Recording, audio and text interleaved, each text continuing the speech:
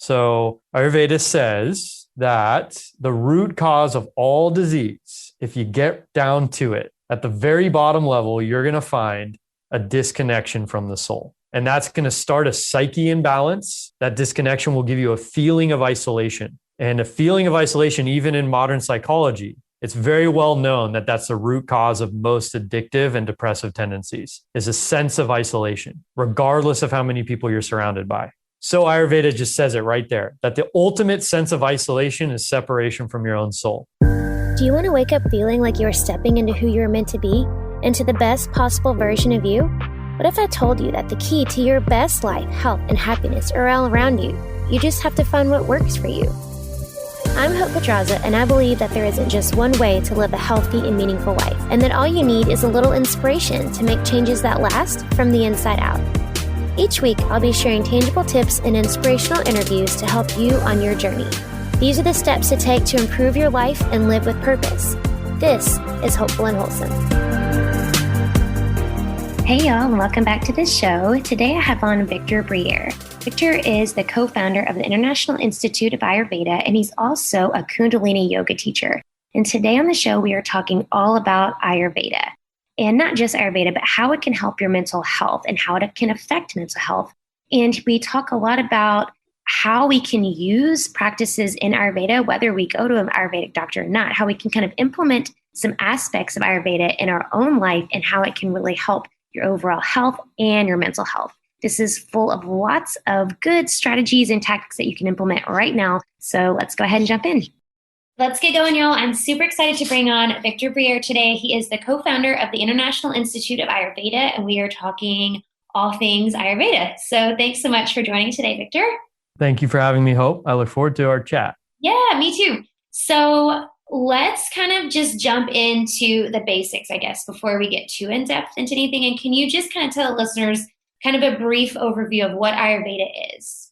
Yeah, the age-old question. Ayurveda is a holistic health science that dates back 10,000 plus years. It came from what is now called India, but at that time it wasn't exactly the India that we know it as.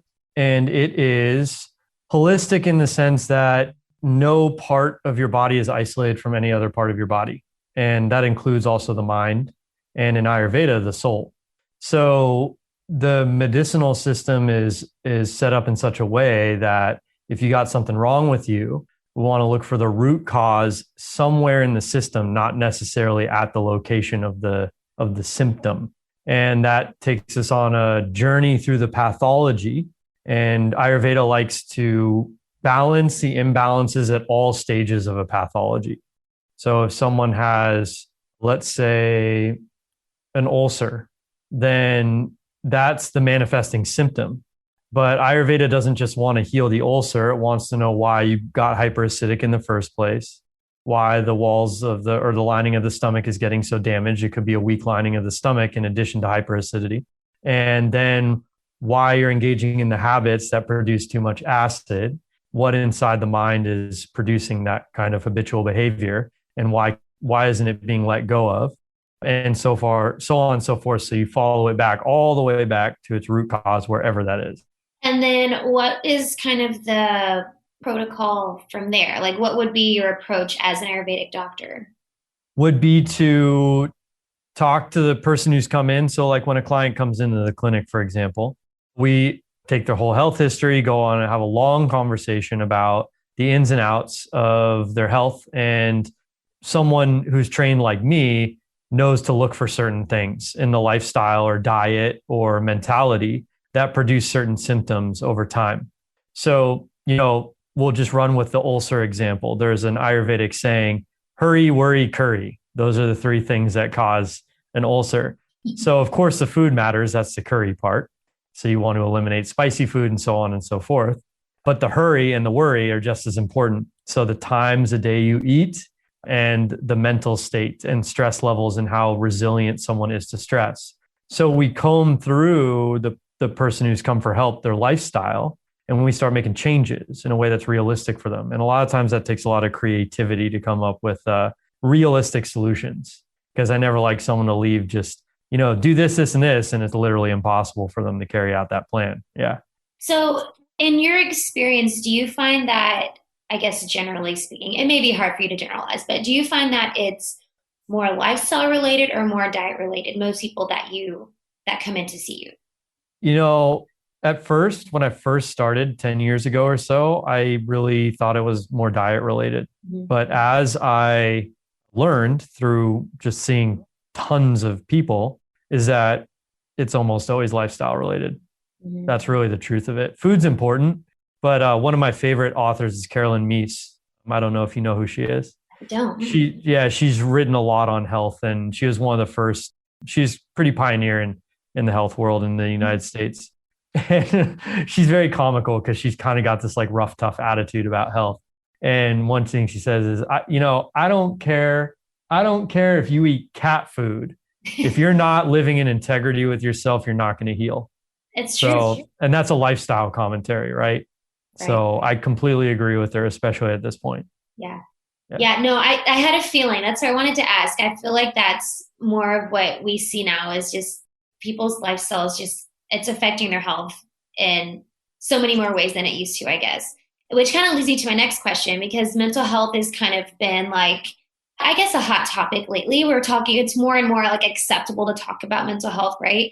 And so can you speak to the effects of Ayurveda on your mental health and specifically depression, right? It's one of the leading causes of debility, right, across the world. And so I guess two parts to that. What do you see? What is your experience with like how Ayurveda can help it? And then, or I guess before that, what do you see as the main causes? And then how can Ayurveda help that?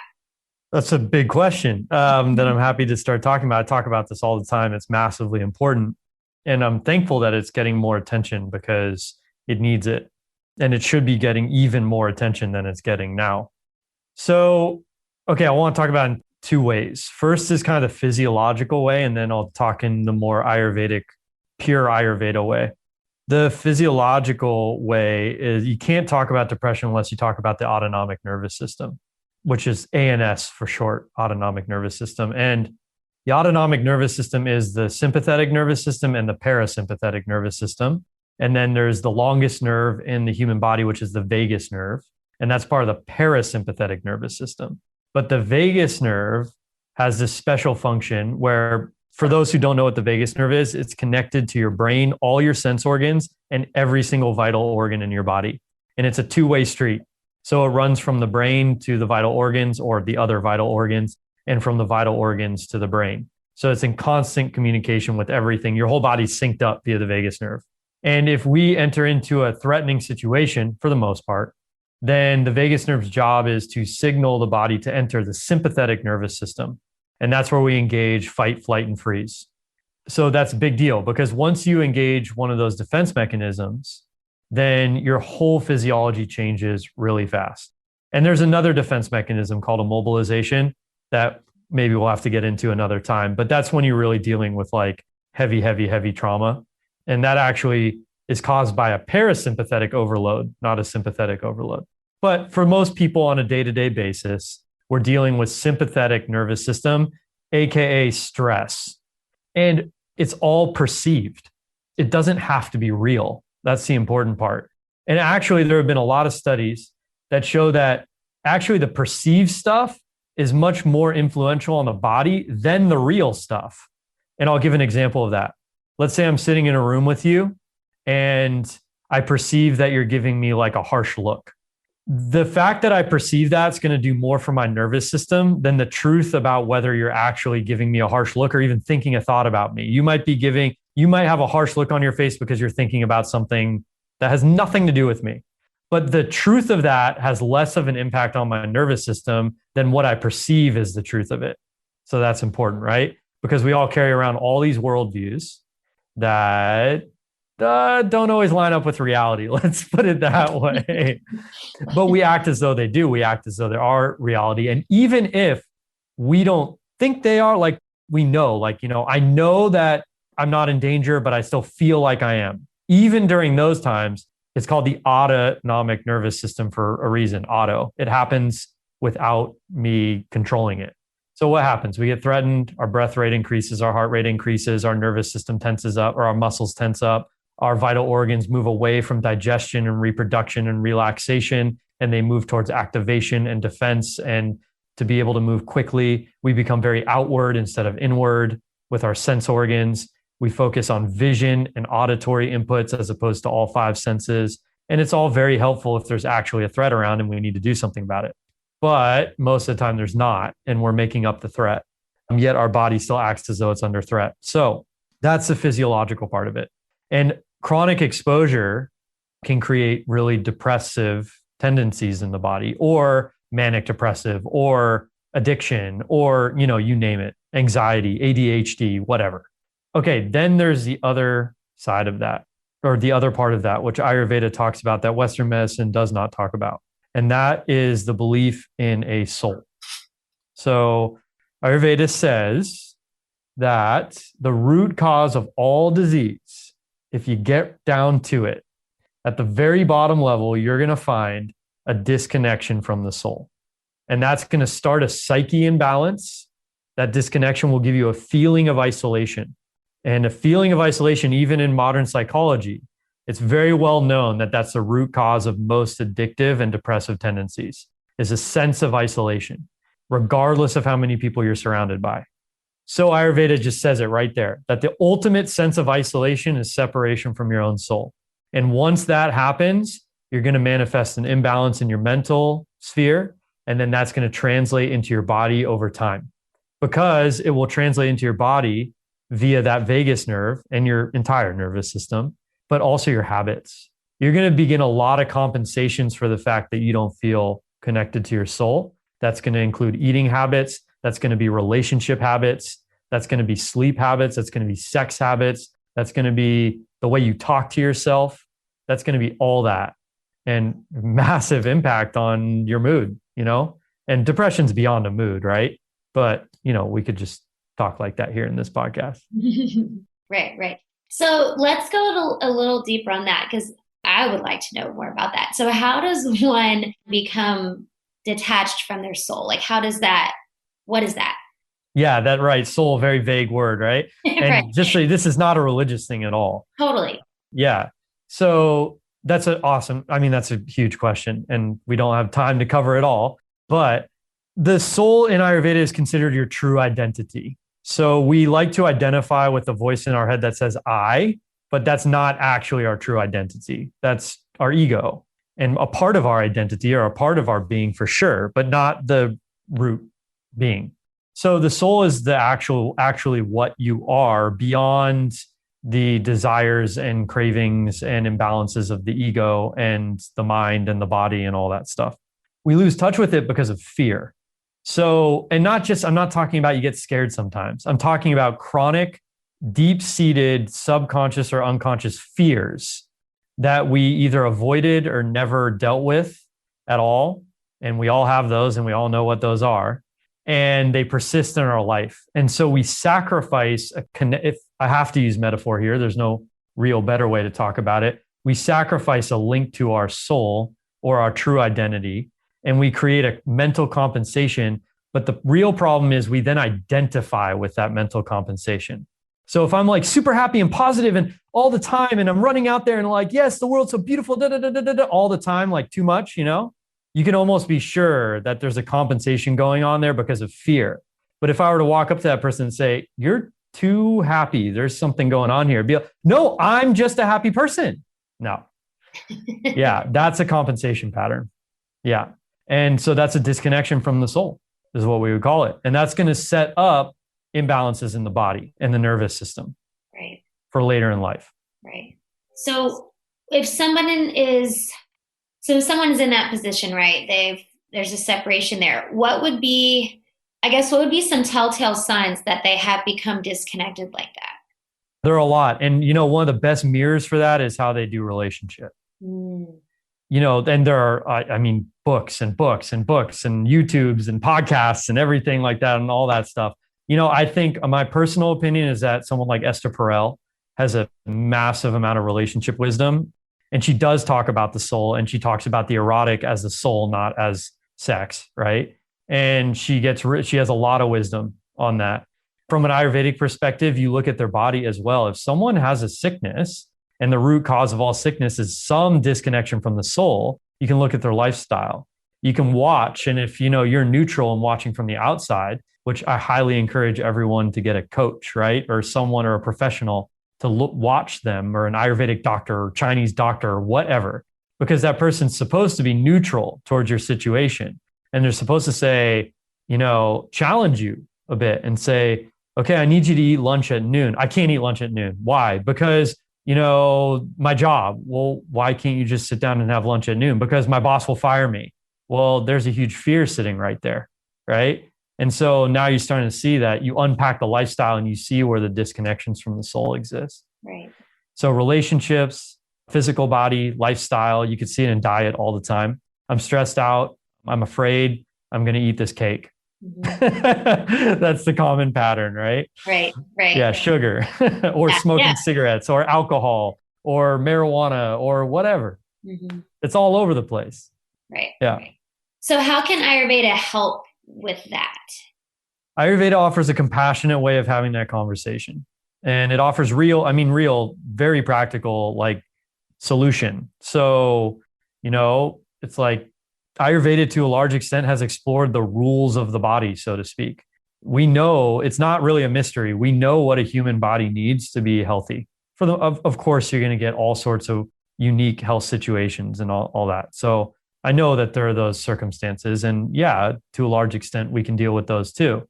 But let's just say for the most part, for most people, if you eat right, sleep right, and relate right, you're going to be pretty healthy throughout your life. Mm-hmm. Those are called the 3 pillars of health in Ayurveda. If you abandon those for whatever reason, and there are so many motivations why we would abandon those, then your health is going to you're going to start creating an imbalance in your constitution. You're going to stray from your natural constitution, and those imbalances will start to show up as little tiny symptoms and eventually progress into a bigger pathology. It's very rare that someone just drops from a heart attack without any warning, So Ayurveda has very practical solutions. So diet, lifestyle, sleep, relationship habits, and of course, food. Food's big. And herbs, what herbs you can take to reverse pathologies that have taken a seat in the body and it's time for them to go. Mm-hmm. Yeah. Right. So then what is a typical experience someone has when they come into an Ayurvedic clinic? We would sit down and start talking about their health history, and it would be my job to find where the main issues, because there are always 10,000 of them, but where the main issues are in the lifestyle, relationship, sleep, food, all that stuff. And then have a conversation about those, whether there's a willingness to change, which often there is not. So we can't ignore that. And what is realistic and how a solution can be created. So, for example, let's say, someone's working in an office and they get a half an hour for lunch. Or let's say they only take a half an hour for lunch. They've never had the conversation about whether they can have a 45-minute lunch, which makes all the difference, by the way. And not only that, they're eating at their desk in front of their computer and they continue to work. Well, there's fear there, somewhere in there. And that's a very unhealthy thing to do. Terrible for your digestion, terrible for your mind, terrible for your sympathetic and parasympathetic nervous systems. So that'd be one thing. It'd be, okay, we got to start there. Let's get your eating habits right. And maybe that would be the first consultation. Then the next consultation, as long as those things were in place, we'd add some yoga or pranayama or breathing exercises. And then we go down the list, and it would be an evolution as the consultations continued. And then, eventually you got to probably get into the more vulnerable, deep stuff. But usually for most people, it takes some time before they're willing to dive into that. And then you get a custom herbal formula based on your needs for your body. And if you need it, there are a bunch of Ayurvedic therapies. So a big one's Panchakarma, which is a whole series of Ayurvedic therapies. And those accelerate the healing process. They put your body in a calm, relaxed state. You get full of all these herbal oils and therapies and so on and so forth. So that's a whole world unto itself. Yeah. So what are some of the most common issues that you see for, I guess, people that come in to see you? Depression, anxiety, diabetes, hypertension, obesity. Mm-hmm. The ones you find most common, everywhere, right? That's America, United States, the Western world, right? Yeah. And, but the thing is, those all start as, my digestion's been off. Mm-hmm. So there's a root to all those diseases. But if you don't catch it early enough, then it progresses. Right. And what do you, I mean, do you find that the root is typically, is it some sort of lifestyle thing that needs to change? How deep of a root do we want to try and pull up? Hey, you can go deeper. All Let's right. hear it. Yeah, the root is that disconnection from the soul Yeah. because of fears. That's a real root. And, it's hard to get into that stuff. It's fun to talk about. It's not always the end of the world to talk about, but when it actually comes to changing some of those things, we find that we built a lot of our life based around fear structures, and they're not easy to break down, especially if you got kids, you got a, responsibility, you got all that stuff. You can't just up and snap your fingers and say, oh, well, now I'm just not going to go to my job tomorrow because it was based on fear, Right. that I even chose this job. Right. So that's one level of it. But another level of it is, yeah, lifestyle and diet, pretty much. And that usually is where people start. And then, from there it evolves. Yeah. Yeah. And you can do a lot with that alone. Yeah, totally. Yeah. Yeah. We're going like too deep, I guess, into, so I feel like part of your treatment is like psychotherapy, like a full on like therapy sessions along with all of your Ayurvedic, herbs and all the other things that you do. Yeah. I mean, I'm not a therapist, but Ayurveda has been around a lot longer than Western psychotherapy. Right. And it was just known that if you don't address these issues in the mind, then of course you're going to get sick. I mean, that was just common knowledge. And it was like, kind of like, duh. Yeah. But now it gets all mixed up, but that's okay. So Yeah. no, I don't think of it as therapy. I think of it as just having a conversation about real problems. Yeah. Yeah. It's just like, hey, are you scared? Yeah, I'm really scared of this, this, and this. And how's that affecting your behavior? Well, when I get scared, I get stressed, and then I eat a tub of ice cream. It's like, well, I can tell you to stop eating a tub of ice cream, but what does that do about your stress and fear? Right. Yeah. So, and it helps to talk to someone Yeah. who's not your mom, who's not your Right. dad, who's not your, Right. kid or whatever. Objective person. Exactly. Yeah. Yeah. Yeah. Yeah. So what do you think are the biggest, and I guess you kind of already spoke to it, but the biggest differences between Ayurvedic medicine and Western medicine? Is it that mental piece that is being left out of Western medicine? Do you find that's the biggest difference? I mean, I think a lot of Western medicine at least acknowledges that there's a mental piece these days. It wasn't that way, I don't think, maybe 30, 40 years ago. But no, I think that's one of the ways. I think another way is, this was another thing I had to wake up to after being in practice for a while was, I used to be really angry at the pharmaceutical companies and the allopathic doctors. And it's like, this is criminal and on and da, da, da. But, as I learned more and talked to people more and said, okay, so if you want to heal Ayurvedically, then please make these changes, lifestyle changes, food habits, things like that. And they would say, no, I don't want to, or I'm not going to give up smoking, or I'm not going to give up drinking. And of course, the conversation's longer than that, but I'm shortcutting it, right? Right. Then it's like, well, there's the only option you have is a pill then. So I kind of put the onus back on the people, us, and it's your choice on how you want to attempt to heal your body. But I think that's the biggest difference between Western and Ayurvedic medicine. Western medicine is going to give you a drug based on a symptom. That is not the Ayurvedic approach. Ayurveda is trying to get as deep of a root as possible to resolve the imbalance in the body.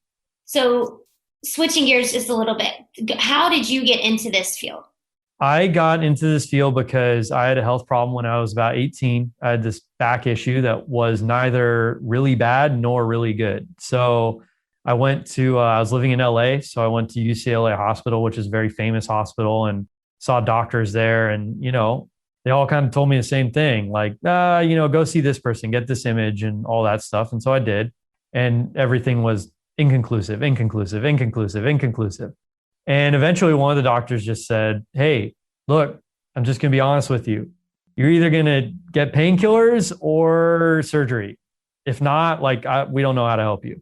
So, I was raised just thinking like most people think, you hope you don't get sick. And if you get sick, you go to a doctor and hopefully they can help. That was it. I didn't know of anything else. So I knew I didn't want surgery and I knew I didn't want painkillers. So I was done. I was like, uh-oh, what do I do? I'm out of options. So that was scary and I was kind of blank. I didn't know where to go, but eventually that actually prompted me to seek other solutions. So I found a yoga center and I took a chance on it. And the yoga teacher, I liked her. So I asked if I could do a private session with her, and she said yes. And, did a whole thing with me. And then after one session, she said, okay, do these 3 exercises. And in 3 weeks or 2 weeks, I was fine. I had this problem for years. Wow. Yeah. It was just, so, that was great. But bigger than that was like, oh, wow, there's a whole world out here I know nothing about. Mm-hmm. And so since then, I started really seriously exploring that world. And then I found a yoga mentor a few years later who introduced me to Ayurveda, who's actually a co-founder of the school. And once I learned about Ayurveda, which is the sister science of yoga, I just went for it. I didn't look back. Yeah. I was on it. Yeah. That's how I got into it. That's crazy. Yeah. That's crazy. You basically. Yeah, it happens all the time. Yeah. Yeah, right. That's awesome. So what do you think I like to give, a couple tangible things for people as they're listening here. What do you think, maybe a couple things that you think would be the most important things people can do for their health, whether it's related to Ayurveda or not? What do you think they can do? Yeah, well, it is related to Ayurveda, or at least is what Ayurveda would suggest. Ayurveda is very custom to the individual, but there are, of course, some universal rules because we all have human bodies at the end of the day. So, the big 3 I like to think of is 1, don't eat anything after 6 p.m. So liquids are fine, but don't eat solid food. That really helps balance out your whole digestive system, which is the core of long-term health, the digestive tract. Yeah. So that's 1. And, that's something that a lot of people do. And within a few days, they feel significantly better. Yeah. So that has a quick result as well. And then the second thing I like to tell people is to eat at regular times. So Ayurveda actually suggests only eating 2 meals a day. But for those who are going to eat 3 meals a day, like roughly breakfast 8 a.m., lunch 12 p.m., dinner 5 or 6 p.m. And then dinner should be the lightest meal and lunch should be the heaviest meal. Right. So that's 2. And then the third one is sip on hot water throughout the day. Don't chug water.